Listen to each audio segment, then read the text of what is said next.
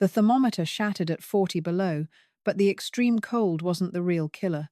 It was the silence. When the power grid collapsed and ice buried the rooftops, the same neighbors who once mocked Clara's overflowing pantry were suddenly pounding on her fortified door, begging for their lives. Clara Bennett was not a woman prone to hysteria. As a senior risk assessment actuary for a major agricultural insurance firm in Chicago, her entire career was built on cold, hard data. She spent her days analyzing crop yields, historical weather patterns, and supply chain vulnerabilities. But in early February, the numbers staring back at her from her glowing dual monitors began to tell a terrifying story. It started with a subtle anomaly in the European Centre for Medium-Range Weather Forecasts, cross-referenced with a sudden, drastic shift in the Beaufort Gyre, a massive ocean current in the Arctic, coupled with an impending solar minimum that the mainstream media had buried on the back pages of science journals. Clara's predictive models kept returning the same catastrophic error code. It wasn't just going to be a cold winter. It was going to be an atmospheric anomaly that North America hadn't seen since the Pleistocene epoch. A stationary polar vortex collapse that would blanket the northern hemisphere in deep freeze temperatures for months, paralyzing infrastructure that was never built to withstand it. Clara lived in Oak Ridge, a comfortable, affluent suburb tucked into the foothills of the Colorado Rockies. It was a town of manicured lawns, heated driveways, and absolute complacency. When she first brought up her findings over a Sunday dinner, her husband, David, a successful commercial architect, simply chuckled and poured more Pinot Noir. "Clara, honey, you've been reading too many of those doom scroll forums again," David said, patting her hand. "The local meteorologist said we might get a mild El Niño. We're getting a new hot tub installed next month, remember? Stop stressing." But Clara couldn't stop. She took her data to the Oak Ridge Town Council meeting in March. Mayor Thomas Halloway, a man whose primary concern was the upcoming spring golf tournament, listened to her 10-minute presentation with a tight, patronizing smile. "Mrs. Bennett," Mayor Halloway interrupted, adjusting his microphone. "While we appreciate your rigorous enthusiasm for meteorology, Blackwood County has highly robust emergency protocols. We have 3 snowplows and a newly renovated warming center at the high school. I think we are well within safe margins." The room of 40 residents erupted in polite, dismissive laughter. Clara's sister, Chloe, who sat in the second row, buried her face in her hands, utterly mortified. That night was the first major fracture in Clara's marriage. David found the receipts.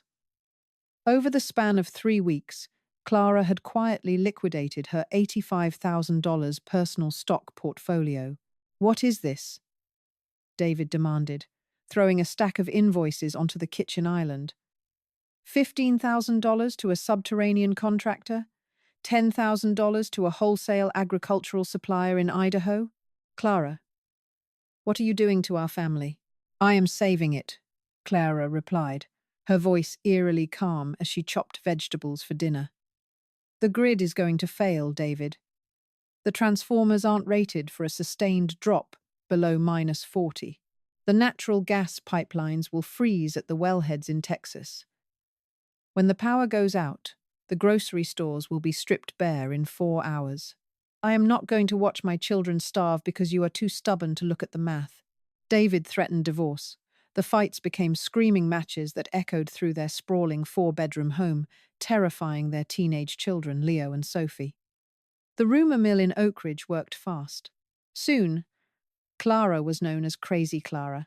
Parents stopped letting their kids come over for sleepovers, unnerved by the massive pallets of hard red winter wheat, heavy-duty mylar blankets, and medical-grade antibiotics stacked in the Bennett's 3-car garage. But Clara didn't stop. Driven by a desperate maternal terror, she took out a personal loan and purchased a dilapidated 5-acre farm property on the outskirts of town from an elderly widower named Arthur Pendleton.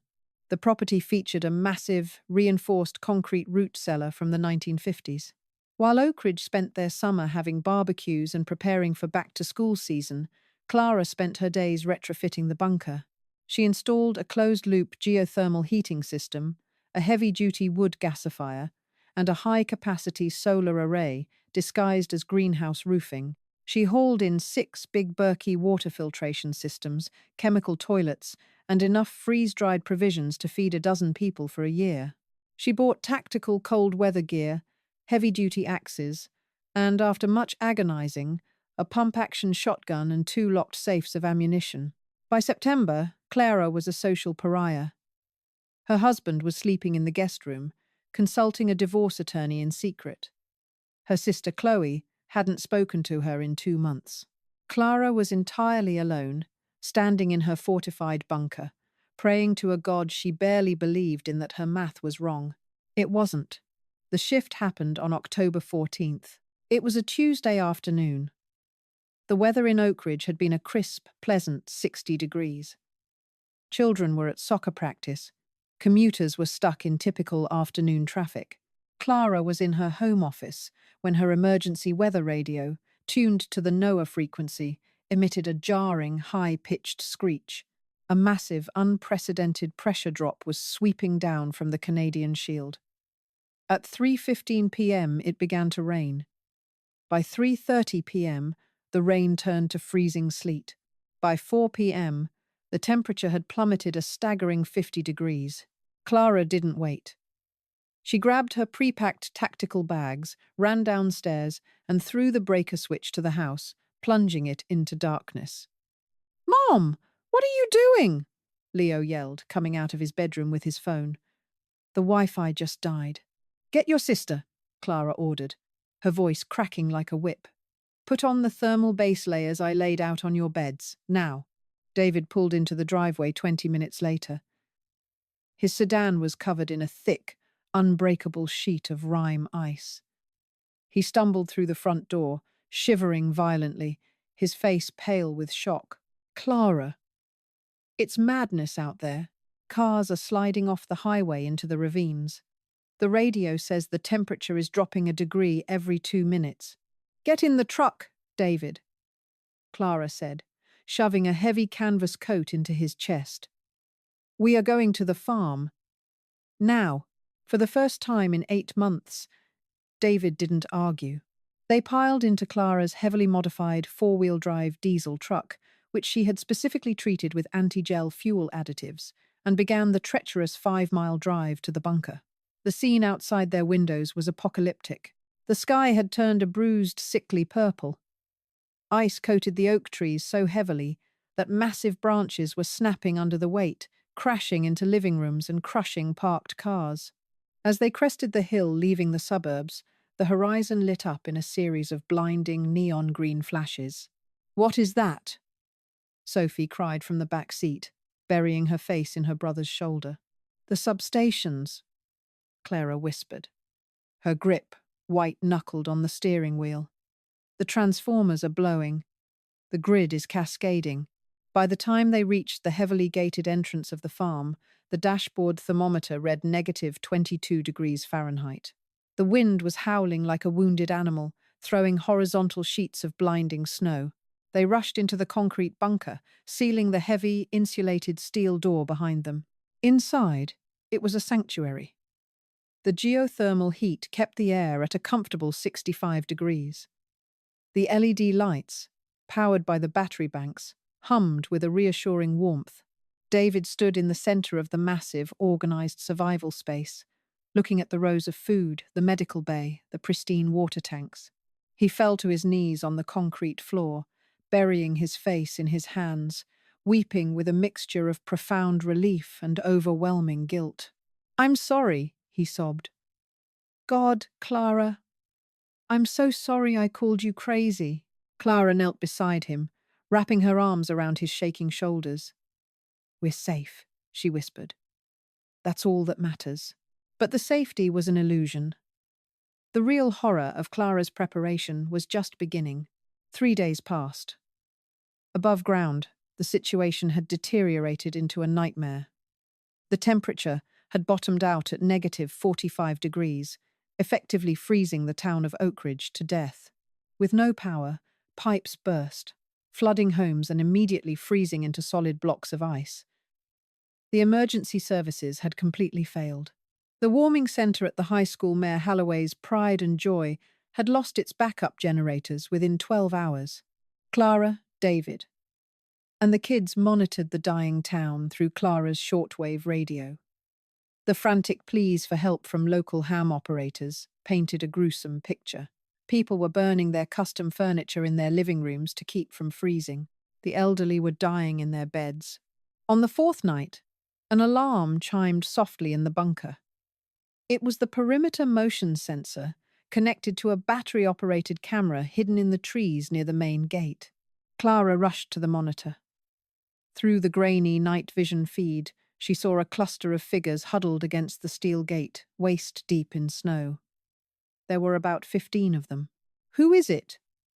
David asked, stepping up behind her, his breath catching in his throat. Clara zoomed the camera in. The leader of the group was desperately smashing a frozen rock against the heavy padlock of the gate. His face was wrapped in bloody scarves. But Clara recognized the customized insulated hunting jacket. It was Silas Montgomery, the owner of the local hardware store where Clara had bought her axes and chainsaws. Next to him, shivering uncontrollably and holding a bundled, unmoving child, was Clara's sister, Chloe. David gasped. "Chloe, Clara, we have to let them in." Clara's heart hammered against her ribs. She looked at the inventory list taped to the wall. The bunker was perfectly calibrated for 4 people to survive comfortably for a year. If she stretched the rations, she could maybe keep 8 people alive for 6 months. But 15 people? The oxygen scrubbers would be pushed to the limit. The food would run out by February. They would all starve before the thaw. Suddenly, a second group appeared on the camera feed. Coming from the opposite direction, stumbling through the blizzard, was another dozen people. Leading them, wielding a heavy iron crowbar, was Mayor Thomas Halloway. The 2 groups met at the gate. Even without audio, Clara could see the panic and hostility. The mayor pointed his crowbar at the camera, screaming something into the howling wind. He knew she was down there. He had used the town's property tax records to track her quiet purchase of the farm. "Clara," David said, his voice trembling. "What do we do?" Clara looked at her sister on the monitor, freezing to death in the snow, and then at the mob of desperate, dying neighbors forming at her gates, the same people who had mocked her, shunned her, and called her insane. She walked over to the gun safe and slowly spun the combination dial. The heavy metallic clank of the gun safe unlocking echoed like a gunshot in the concrete bunker. Clara swung the heavy steel door open and reached past the emergency medical kits, pulling out the matte black Mossberg 500 pump-action shotgun. She grabbed a bandolier of 12-gauge buckshot, her hands remarkably steady despite the adrenaline flooding her system. David stumbled backward, his eyes wide with horror. "Clara, no. My God, you can't. Those are our neighbors. That's Silas. That's your own flesh and blood out there." "I am not going to execute them, David," Clara snapped, her voice possessing a chilling, robotic clarity. She racked the shotgun, sliding a heavy red shell into the chamber. "But I am going to manage them. If they breach that gate and storm this hatch, we all die. The CO2 scrubbers are rated for 8 adults, maximum. The caloric reserves are strictly calibrated. If 15 people come down here, the air turns toxic in 6 weeks, and we starve in 3 months. I am going to save who I can. The math doesn't care about our feelings." She strapped the bandolier across her chest, grabbed a heavy-duty portable radio, and marched toward the reinforced steel airlock that led to the surface. She toggled the external PA system, the speakers outside crackling to life over the howling -50-degree wind. "Thomas! Silas! Can you hear me?" Clara's voice boomed across the frozen wasteland of her front gate. On the camera monitor, the mob froze. Mayor Thomas Halloway looked up, his face a grotesque mask of frost and fury. He stumbled toward the camera, pointing his iron crowbar. "Clara Bennett!" Halloway's voice crackled back through the external microphones, distorted by the shrieking wind and his own panic. Open this gate immediately. By the authority of the Oak Ridge Town Council, I am requisitioning this facility for emergency civic use. We have children out here. The town council doesn't exist at -50 degrees, Thomas. Clara replied coldly, staring at the monitor. Your warming center failed. Your plows failed. You ignored the data, and now you are bringing a mob to my door. This bunker cannot hold all of you. If you all come in, we all suffocate. You selfish fanatic! Holloway screamed, beating the crowbar against the frozen steel gate. But the extreme, unprecedented drop in temperature had severely compromised the molecular structure of the cheap iron. On the third strike, the crowbar shattered like glass, sending jagged shrapnel into the snow. Clara ignored him. Her eyes were fixed on the huddled mass behind the mayor. Silas! She called out over the PA. Silas Montgomery! Step forward. The hardware store owner, shivering so violently he could barely stand, shuffled to the front. I have room for 4 more people without crashing the life support systems, Clara announced, her voice echoing into the apocalyptic night. Silas, I need a mechanic for the geothermal pumps. You come in. Chloe, bring Toby.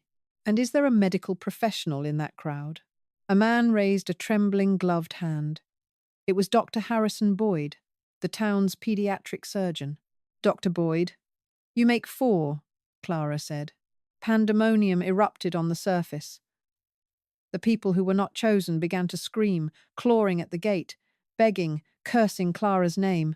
Mayor Holloway grabbed Silas by the collar, trying to hurl him back into the snow, shouting that the mayor should be given priority. Listen to me, Clara roared over the speakers, firing a blank warning shot into the concrete wall of the airlock to assert dominance. The muffled boom silenced the crowd above. To the west of the gate, there is a path through the pines. It leads to the original Pendleton farmhouse. The basement is heavily insulated, and there is a cast-iron wood stove with 3 cords of dry wood stacked inside. I am sending a heavy plastic sled through the supply hatch. It contains 80 pounds of rice, dried beans, thermal blankets, and flint.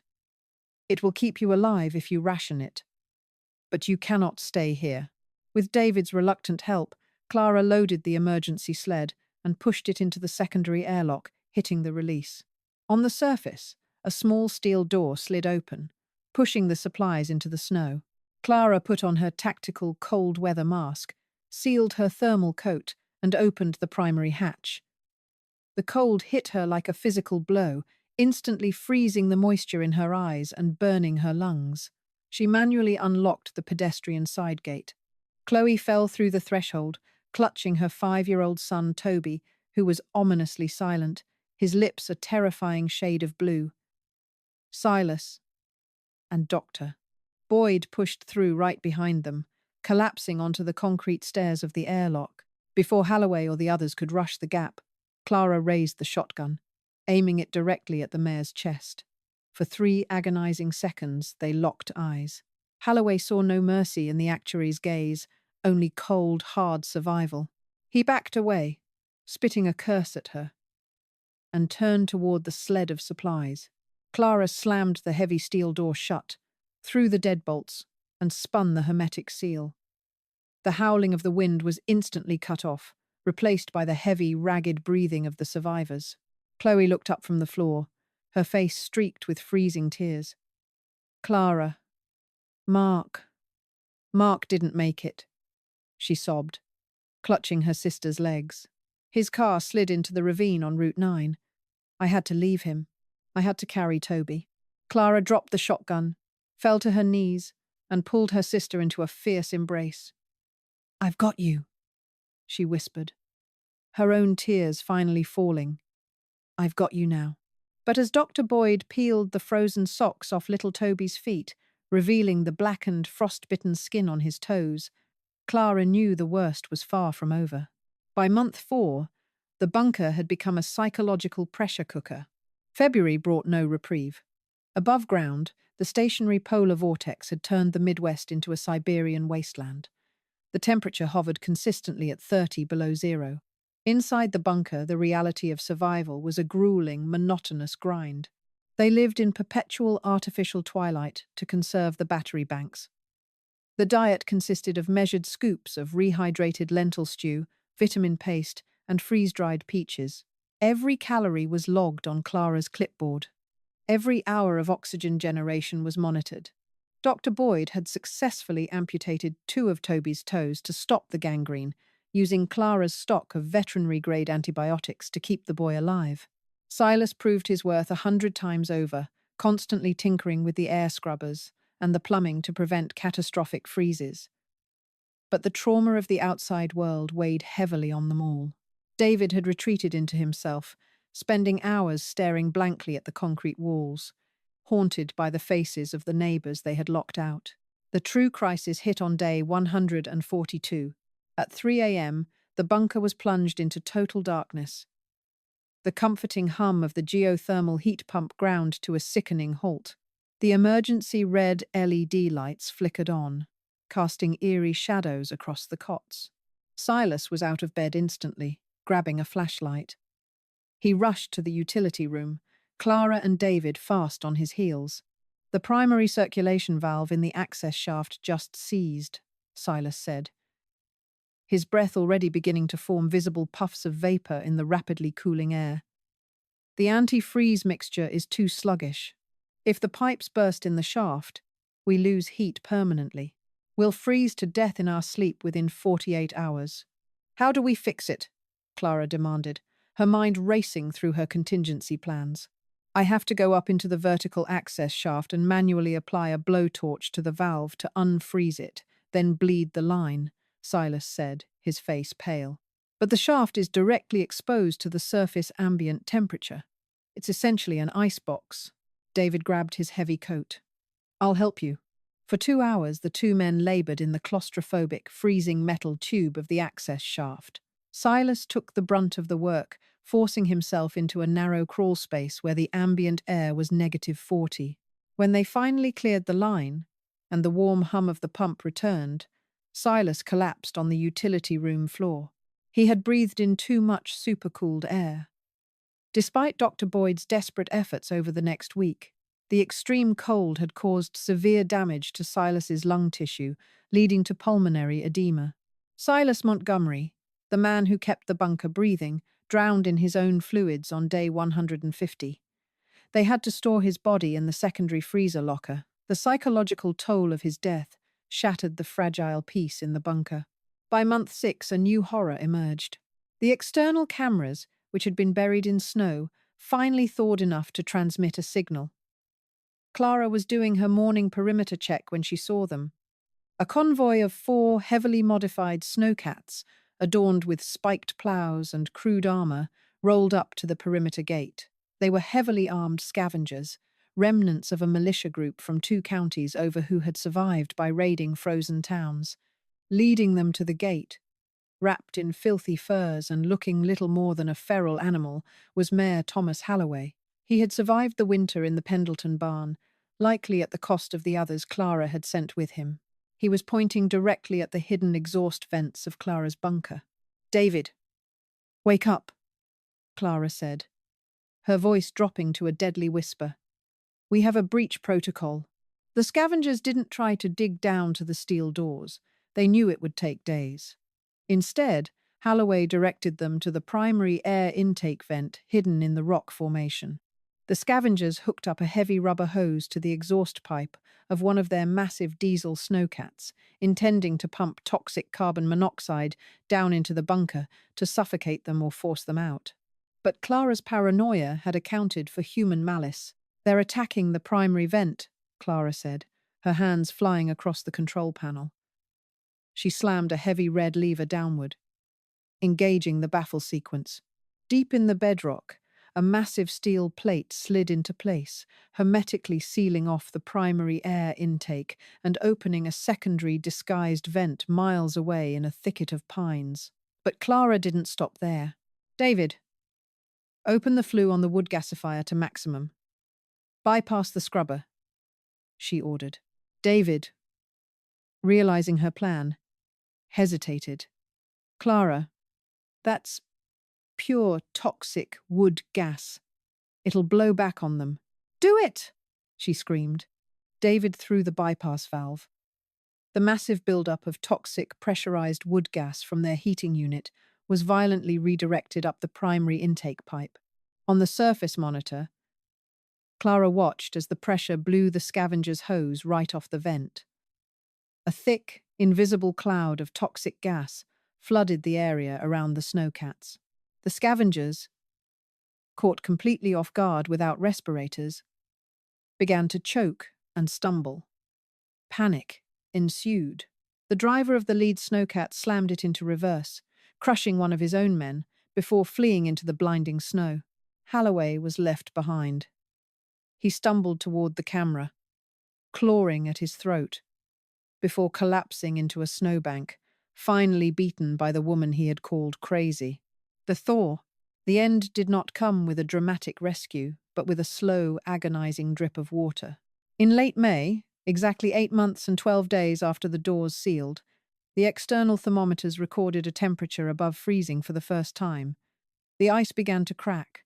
The sound of massive glaciers shifting off the roofs of Oak Ridge echoed through the ground like rolling thunder. By mid-June, Clara's shortwave radio finally picked up a clear, unencrypted signal. It was a joint task force of the National Guard and FEMA clearing grid sectors in Colorado. Clara powered up the PA system and broadcast their coordinates on a continuous loop. 2 days later, the heavy thumping of a Chinook helicopter shook the bedrock above them. Clara, David, Leo, Sophie, Chloe, Toby, and Dr. Boyd stood by the heavy steel hatch. Clara's hands shook as she threw the deadbolts for the first time in 250 days. With David's help, she pushed the massive door open. The sunlight was agonizingly bright. The air smelled of wet earth and rotting pine.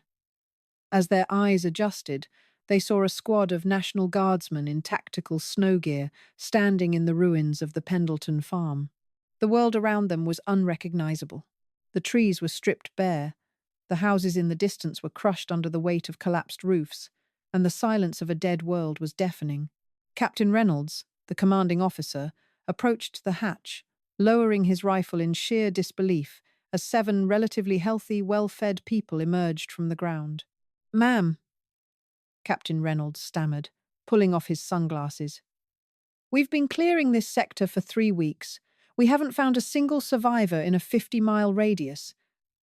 "How? How did you manage this?" Clara looked back down into the dark, concrete bunker that had been their prison and their salvation. She looked at her husband, who was holding their children tight, and at her sister, who was weeping quietly into Dr. Boyd's shoulder.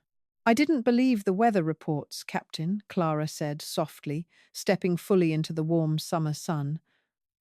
"I believed the math. Would you have made the brutal choice to lock the door or risked it all to save your neighbors? Let me know your survival strategy in the comments below. If Clara's intense 8-month journey kept you on the edge of your seat, hit that like button.